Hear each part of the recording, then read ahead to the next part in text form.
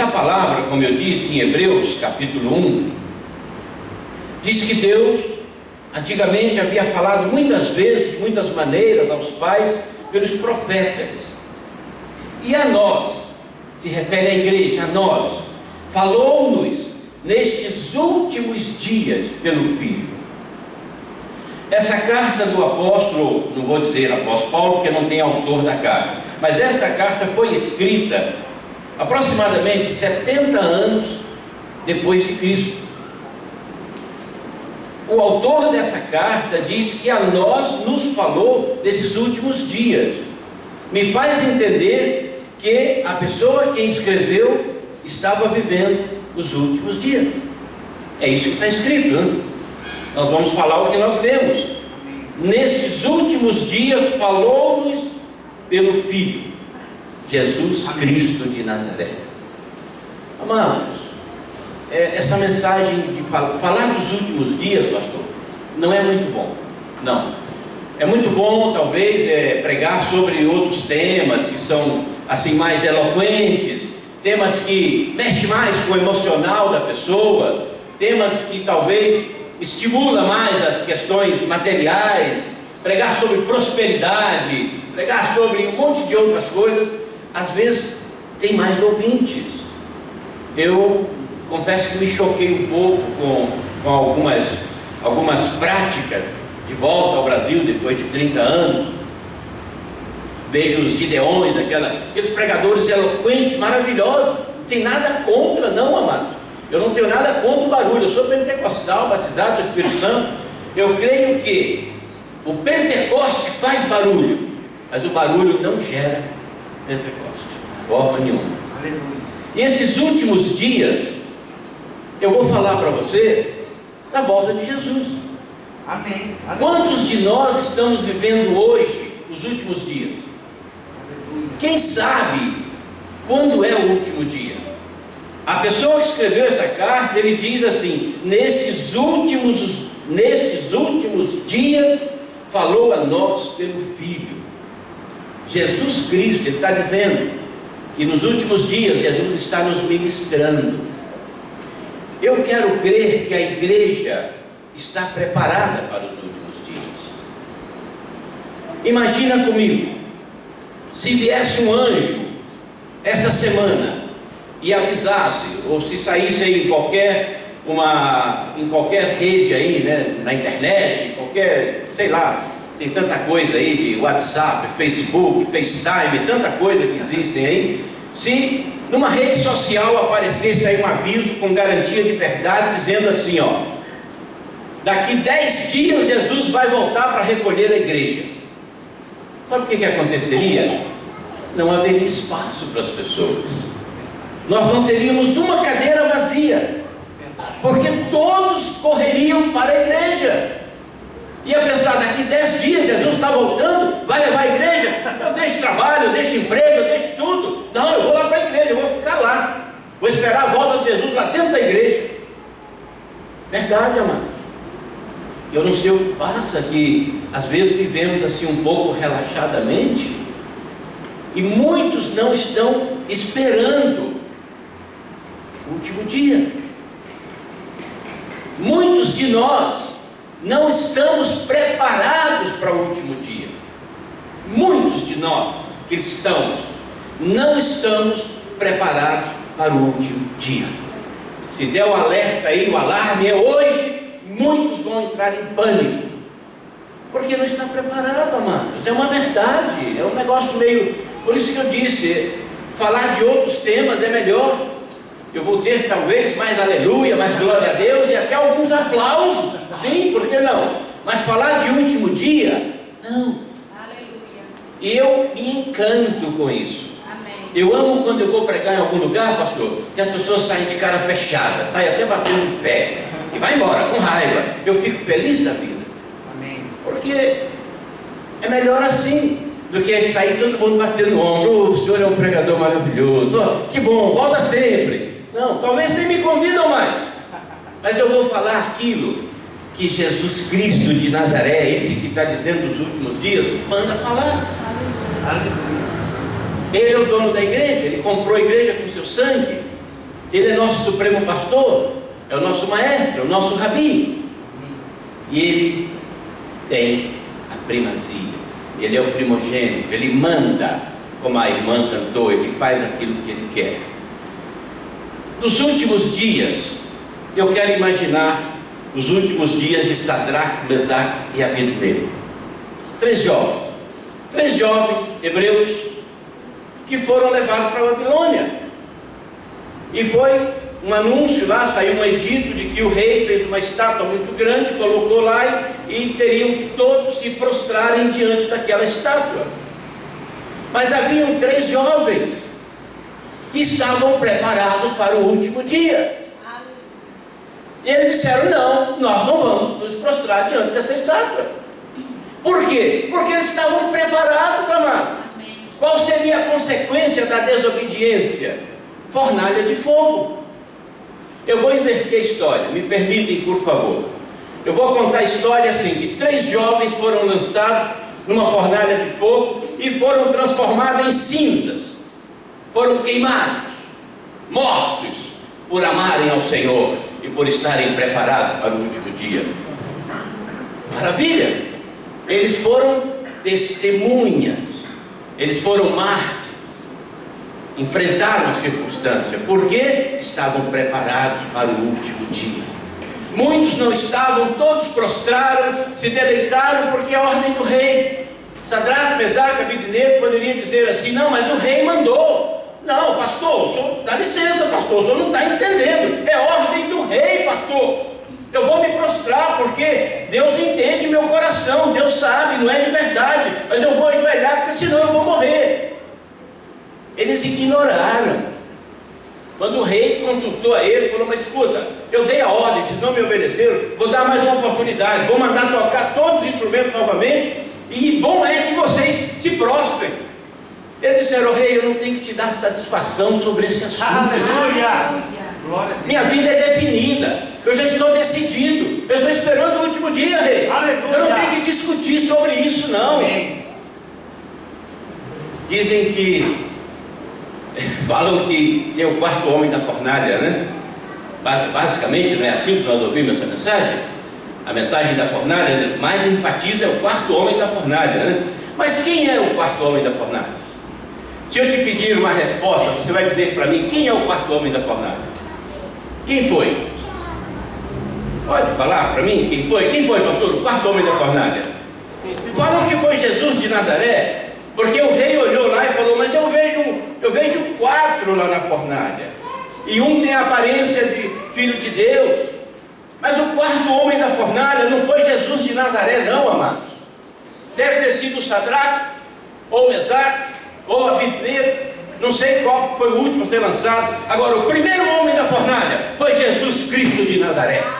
Estava lá dentro e falou: eu estou aqui, pode vir, Sadraque, Mesaque, Abednego, vem para cá. Aleluia! Vamos passear nesse fogo, vamos andar nesse fogo, vamos passear. Aleluia! O fogo não tocou no pelo deles, não. As toucas, o chapéu dele não tinha cheiro de fumaça, sua roupa não queimou, porque o primeiro homem da fornalha de fogo é o dono dessa igreja. Aleluia! É o dono da sua vida e da minha Glória a vida. Deus. Ele que nos trouxe aqui essa noite. Quando a fornalha está esperando, quando a fornalha se abre, é preparada, é acesa 7 vezes mais, não se preocupe. O primeiro homem da fornalha é Jesus. Todas as situações que eu e você passarmos, Jesus já está nela. Glória a Deus. E ainda vou dizer mais: ele provoca a situação, irmã. Jesus está dizendo a você, ele provoca a situação, te coloca dentro dela, para ele trabalhar com você dentro da situação. Eu nunca vi você antes, mas ele mandou dizer a você: não se preocupe, ele provoca a situação, porque ele trabalha dentro dela, ele não deixa ninguém desamparado. Por isso que o autor disse: nesses últimos dias falou-nos pelo Filho. Os últimos dias desses jovens, eles estavam preparados a enfrentar qualquer que fosse a consequência. Não importa mais. Nós vivemos um tempo difícil, tá? Nós estamos vivendo um momento difícil. Agora mesmo está a situação lá em Israel, está um caos, é foguetes para lá e para cá, o Ramá manda para lá, para cá, mata, morre, mata. A confusão está formada, amados. Eu vou lhe dizer, eu não estou te falando profeticamente não, mas eu vou lhe dizer, espera Jesus voltar hoje, espera essa noite. Talvez eu não termine essa mensagem, ele já voltou. Espera. Sabe por quê? Ele está voltando. Jesus está voltando. Eu pedi vários, eu falei, Senhor, me dá uma mensagem mais eloquente, Senhor. É a primeira vez que eu vou pregar, eu acabei de conhecer o pastor. Me dá uma mensagem para mexer com a igreja, todo mundo saltar. Mas ele me deu essa palavra. Aleluia. Eu tenho que falar essa palavra. Eu não sei se eu compartilhei com o pastor uma passagem lá em Samuel. Não me lembro se eu falei com o pastor ou não. Uma passagem de Samuel. Abre comigo, Samuel, faz favor. É primeiro Samuel. 1 Samuel, no capítulo 4. E com isso aqui eu vou fechar. Creio que em 10 minutos eu fecho. Capítulo 4 de 1 Samuel. Uma coisa interessante que tem a ver com os últimos dias. Todos encontraram? Amém. Eu vou ler do verso 1, capítulo 4. Diz assim: E veio a palavra de Samuel a todo Israel. Israel saiu ao encontro da peleja aos filisteus e se acampou junto a Ebenezer. E os filisteus se acamparam junto a Afec. E os filisteus se dispuseram em ordem de batalha para sair de encontro a Israel. E estendendo-se a peleja, Israel foi ferido diante dos filisteus. Preste atenção, Israel é o povo de Deus. Israel é eu e você, nós somos o Israel de Deus. E o texto está dizendo aqui que Israel foi ferido. Israel foi ferido diante dos filisteus, e os filisteus se dispuseram em ordem de batalha para sair de encontro a Israel. Estendendo-se a peleja, Israel foi ferido diante dos filisteus, porque feriram na batalha, no campo, uns 4.000 homens. 4.000 de Israel já caíram. Verso 3: E tornando o povo ao arraial, disseram aos anciões de Israel: Por que nos feriu o Senhor hoje diante dos filisteus? Veja aqui uma estratégia: tragamos de Siló a arca do concerto do Senhor, e venha no meio de nós, para que nos livre da mão dos nossos inimigos. Israel apelou pela arca. Você sabe o que é a arca? É onde Deus habitava. Os filisteus perceberam que veio lá de Siló a arca da habitação do Altíssimo. E aquela arca veio para o arraial. Preste bem atenção, no verso 4: Enviou, pois, o povo a Siló, e trouxeram de lá a arca do concerto do Senhor dos exércitos, que habita entre os querubins. E os 2 filhos de Eli, Ofni e Finéias, estavam ali com a arca do concerto de Deus. Esses 2 filhos de Eli cuidavam da arca. Eli era sacerdote naqueles dias, e a arca veio para o meio do arraial. Observa o que aconteceu. Sucedeu que, vindo a arca do concerto ao arraial, verso 5, tá? E sucedeu que, vindo a arca do concerto do Senhor ao arraial, todo Israel jubilou com grande júbilo, até que a terra estremeceu. Isso é barulho? É. Todo Israel, quando viram a arca de Deus no meio do arraial, eles gritaram, eles jubilaram, eles gritaram de uma forma tão eloquente, tão forte, que a Bíblia diz que a terra estremeceu, amados, porque a arca de Deus veio para o meio do povo, e o povo está em guerra, não se esqueça. Verso 6: E os filisteus, ouvindo a voz do júbilo, disseram: Que voz de tão grande júbilo é esta no arraial dos hebreus? Então souberam que a arca do Senhor era vinda ao arraial. Preste atenção para você entender onde eu quero chegar com essa palavra. Verso 7: Pelo que os filisteus se atemorizaram, porque diziam: Deus veio ao arraial. E diziam mais: Ai de nós, que tal nunca nos sucedeu antes. É o que está escrito, né? Os filisteus, quando viram a arca, amados, eles tremeram, porque eles conheciam o Deus de Israel. Eles conheciam o Deus que tirou o povo do Egito, conheciam o Deus que abriu o mar vermelho, eles conheciam o Deus da provisão, eles conheciam de história, de ouvir falar, como disse Jó. Eu te conhecia de ouvir falar, hoje meus olhos te veem. Eles não tinham experiência com Deus. Eles tremeram, temeram, aquela voz de júbilo deixou eles assim amedrontados. Eles diziam: ai de nós, que tal nunca sucedeu antes. No verso 8 eles dizem: ai de nós, quem nos livrará da mão destes grandiosos deuses? Aí já está em letra minúscula. Estes são os deuses que feriram os egípcios com todas as pragas junto ao deserto. Faz uma paradinha aí.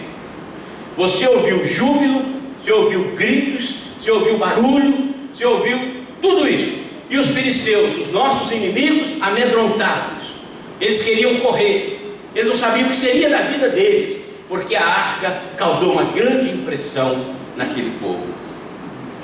Mas não se esqueça que o apóstolo Pedro, lá no capítulo 5, primeira carta de Pedro 5, a Bíblia diz assim: o vosso adversário, o diabo, ele anda ao derredor, rugindo como se fosse um leão, e procurando a quem possa tragar, ao qual resistir firme na fé.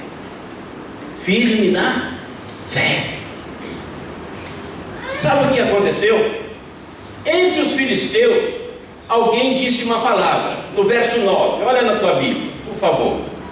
Alguém entre os filisteus resolveram a fazer um teste, porque o diabo procura a quem ele possa tragar. Ele não traga quem ele quer, ele não tem autonomia, ele não tem idoneidade para chegar e fazer, não, ele não pode, ele está limitado, debaixo da ordem de Deus. Ele procura a quem ele possa. A quem não está preparado para o último dia, vai correr o risco de ser tragado.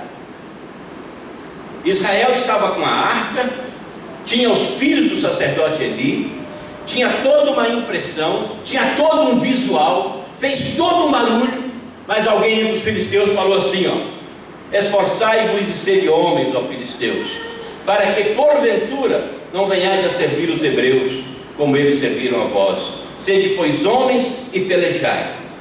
Então pelejaram os filisteus. Israel foi ferido e fugiram cada um para a sua tenda, e foi tão grande o estrago que caíram de Israel 30.000 homens de pé. Você entendeu o que nós acabamos de ler? Mas a arca estava no cenário, pastor? Estava. Mas a arca veio no arraial? Veio. Os filisteus gritaram de medo? Gritaram. Mas e por que caíram 30.000 homens de pé? Sabe por quê? Porque o Deus da arca não estava na arca. A arca estava vazia. Os filhos do sacerdote Eli não estavam esperando, não estavam preparados para os últimos dias. Quando você lê sobre Eli, você vai ver o caos que era no tempo dele. Os filhos profanaram, os filhos não tinham qualidade de vida. Eles levaram a arca, mas eles não eram dignos nem de tocar na arca. Deus não foi com a arca para o meio de Israel. A arca foi vazia e ficou lá no campo de batalha. E os filisteus, além de matar mais 30.000 homens, no verso seguinte diz que a arca foi tomada. Antes do versículo 11 tem um subtítulo: a arca é tomada, Ofni e Finéias são mortos. Os dois filhos do sacerdote foram mortos. Se você segue olhando, antes do versículo 18 tem outro subtítulo: a morte de Eli e da mulher de Finéias. A arca foi tomada, foi levada embora, acabou-se a alegria, porque não estava preparado para os últimos dias. Samuel entra na história, novamente no capítulo 7. Antes do versículo 2, no capítulo 7, a Bíblia diz que Samuel exorta ao arrependimento. Não sei se você tem esse subtítulo na sua Bíblia. Samuel exorta ao arrependimento. Normalmente a Bíblia no tablet não aparece com o subtítulo, mas aqui na Bíblia em letras está aqui, Samuel exorta ao arrependimento. Sabe o que me faz lembrar essa palavra arrependimento? Me faz lembrar de João Batista. João Batista foi o pastor mais lindo, mais maravilhoso, Foi pregar no deserto, não tinha ninguém. Mas a mensagem dele dizia assim: arrependei-vos, porque vos é chegado o reino dos céus. Em outras palavras, estejais preparados para os últimos dias. Arrependei-vos, porque vos é chegado o reino dos céus. Está lá no capítulo 3 de Mateus, primeiro versículo. No capítulo 4, no verso 17, aparece Jesus pregando a primeira mensagem de Jesus. Primeiras palavras que Jesus prega. Diz assim: desde então começou Jesus a pregar: arrependei-vos, porque vos é chegado o reino dos céus. Amados, isso é preparação dos últimos dias. Aleluia. Amém. Se você continuar lendo o capítulo 7, você vai ver o que aconteceu. Verso 9, me acompanhe, mais uns minutinhos só. Verso 9: então tomou Samuel um cordeiro que ainda mamava, e sacrificou inteiro em holocausto ao Senhor. E clamou Samuel ao Senhor por Israel, e o Senhor lhe deu ouvidos. Samuel clamou a Deus por Israel, e a Bíblia diz que Deus deu ouvido a Samuel, ouviu o seu clamor, ouviu a sua oração. Verso 10: e sucedeu que, estando Samuel sacrificando o holocausto, os filisteus chegaram à peleja contra Israel. Israel estava traumatizado, havia perdido 30 mil homens. Alguns minutos atrás, perdeu 4, e daí a pouco perdeu mais 30. Israel, penso eu, estava com seu psíquico emocional abalado. Mas havia um homem chamado Samuel, sacrificando, oferecendo sacrifício e orando por Israel, e Deus deu ouvido a Samuel. Veja o que Deus faz, ainda no verso 10: sucedeu que, estando Samuel sacrificando o holocausto, os filisteus chegaram à peleja contra Israel.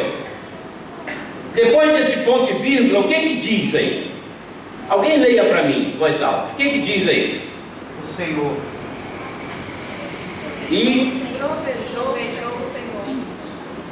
E trovejou o Senhor aquele dia com grande trovoada sobre os filisteus, e os aterrou de tal modo que foram derrotados diante dos filhos de Israel. Amado, vamos analisar isso aqui. Nós temos 2 exércitos numa batalha, pastor. Aqui é um campo de batalha. Aqui está Israel e aqui está os filisteus. Eles vão entrar em confronto, um grupo com o outro. Mas o que eu quero dizer é que ambos os grupos estão no mesmo cenário.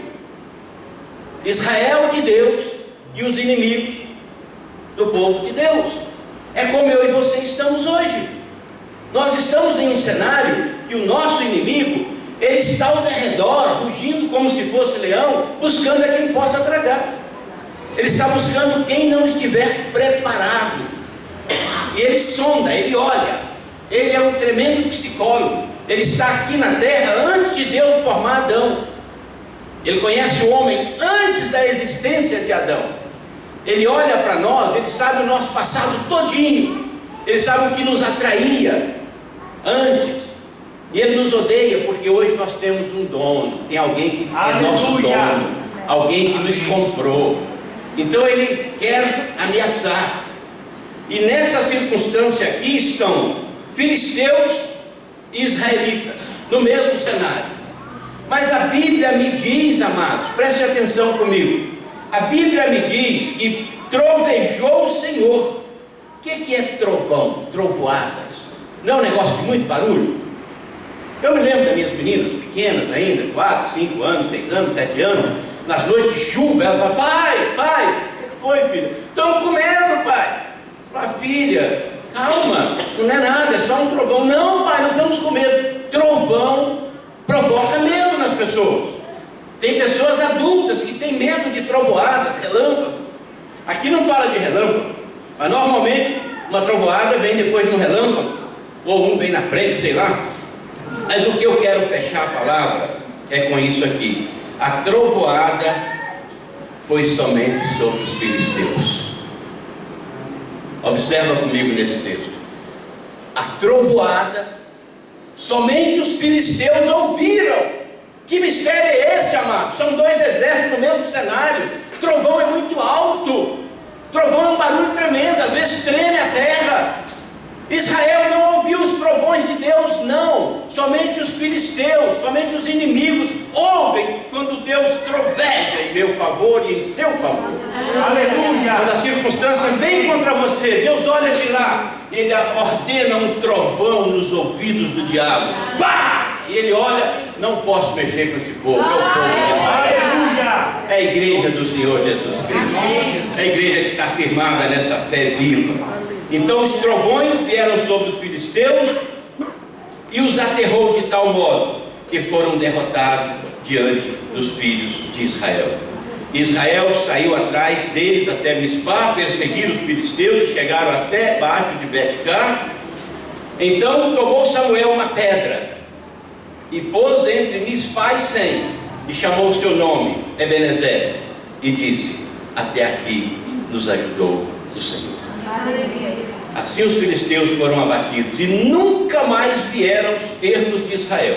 Nunca mais o inimigo se levantou contra Israel. Depois do trovão, nunca mais se levantaram contra Israel. Está escrito aqui na palavra de Deus. Foram abatidos e nunca mais vieram aos termos de Israel, porquanto foi a mão do Senhor contra os filisteus todos os dias de Samuel. Naqueles dias era Samuel. Samuel era o sacerdote, Samuel era o profeta. Mas nos últimos dias o nome mudou, não é Samuel, é Jesus. Aleluia. Nesses últimos dias falou-nos pelo Filho. É este Filho que continua de pé, falando a meu e a seu respeito, nos defendendo, como diz aqui a palavra. Enquanto existiu Samuel, veja bem, porquanto foi a mão do Senhor com os filisteus todos os dias de Samuel, todos os dias de Jesus de Nazaré, a mão do Senhor é comigo e com você, porque Ele nos ama, Ele se importa. E Ele quer que estejamos hoje preparados para o último dia. Aleluia. Vamos colocar de pé. Amém. Aleluia. Glória ao nome do Senhor. Pai, aqui está a tua noiva. Sim, meu Pai. Aqui está a tua noiva. Segundo diz a tua palavra, lá em Atos 28, diz que o Senhor comprou a sua igreja com o seu próprio sangue. O inimigo muitas vezes se levanta, querendo nos confundir, querendo nos enganar. Mas o Senhor é o Deus que tem o controle de tudo, nos céus, na terra e embaixo da terra. Faz como o Senhor fez com Jó, Pai. Tua palavra diz que Jó, o Senhor cercou ele com uma muralha, e Satanás não conseguiu alcançar Jó. E o próprio Satanás disse isso, está escrito: como vou atacar Jó? O Senhor cercou ele com uma muralha, protegendo a ele, sua casa e seus bens. Coloca essa muralha hoje, Pai, ao redor da tua igreja, ao redor desse ministério, pastor André, tua família, todos os pastores desse ministério, todos os membros desse ministério. Cerca-nos com tua muralha, papai, e se necessário, dá um trovão contra os nossos inimigos, para que eles se afastem e permaneçam todos os dias de Jesus Cristo de Nazaré. Nós te amamos, Pai, como teu servo, como ministro do teu evangelho. Eu quero abençoar esta casa, esta igreja, este ministério. Deus, seja com o teu servo, dia após dia. O Senhor é aquele que sustenta com a mão forte. Seja com a tua serva, seja com o pastor Anderson na vida espiritual, conjugal, ministerial, vida física, social, profissional e financeira, e com todos os pastores desta casa. E que a bênção do Senhor continue sobre este hall de membros. A bênção de paz, de harmonia e de prosperidade. E eu te agradeço, Pai, muito obrigado pela oportunidade de estar aqui com os nossos irmãos servindo ao Senhor. Muito obrigado, em nome de Jesus Cristo. Amém. Aleluia, glória a Deus. Pastor, eu falei que essa palavra vem de encontro às ministrações que nós... Você não precisa não, que o pessoal já tem o coração aqui aberto com uma palavra do Senhor.